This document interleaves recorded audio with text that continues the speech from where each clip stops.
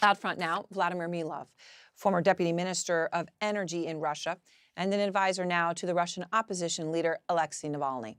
So, Vladimir, I really appreciate your time. You worked in this most senior levels of the Russian government, and you write in a new op-ed that many Russian officials, currently in power now, are, quote, devastated by the consequences of Putin's aggression. What are they telling you? Oh, that's true. They won't tell it openly, but basically everybody understands that that's a unique situation. For the first time ever, we're moving in a backwards direction.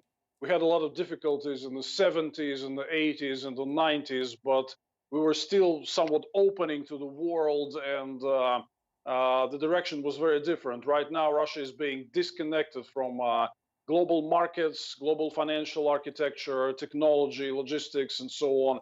This is to the extent that never happened before, and these people in power, they fully realize that. So when I say devastated, I mean it.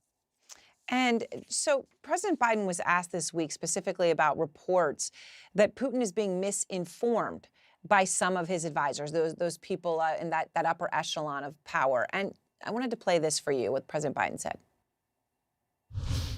I'm not saying this with a certainty. He seems to be self-isolated, and there's some indication that he has fired or put under house arrest some of his advisors.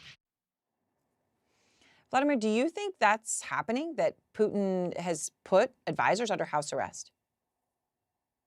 Oh, I hear some rumors. It's really hard to verify. Strongly advise against believing anything you hear because we don't know what the credible situation there is. But yes, to some extent, he's really misinformed. But there is another side of the coin that he was deliberately cutting himself off from an undesired information. So Putin lives right now in a sort of a self-inflicted bubble. It's just like it's a sort of a two-way street. It's not that there are bad advisors who are not informing him. He deliberately built a system where he punished people for bad news, and he really only heard what he wanted to hear. So this is the reality that we're facing right now.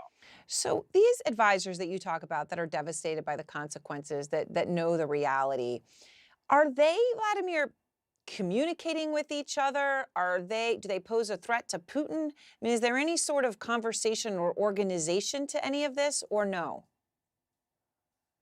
This is very important to understand because communications between government officials are intercepted by security services. So they are surveyed somewhat to a bigger extent than the opposition is. Anything, I mean, if like two people, three people, or more would start to discuss that Putin is taking the country in the wrong direction, this is to, with large certainty will be recorded and reported to Putin, which is why they are afraid of talking about the failures of Putin's policy, even inside the system. They are afraid to talk one on one about that. That's an important factor which constrains all the moves that can potentially counter Putin's policies. So in your op-ed, you wrote that Putin's days are numbered. And specifically, you say the events since February 24th have made real the prospect of an end to Putin's regime as we know it. Of course, if he truly believes his days in power are over, that raises, very serious questions about what he might do, right, in those final days or hours, or what he could do. Um, how do you see this, Vladimir, and how much longer do you think he'll remain in power? He still maintains a strong grip on power. He can hang on for some time.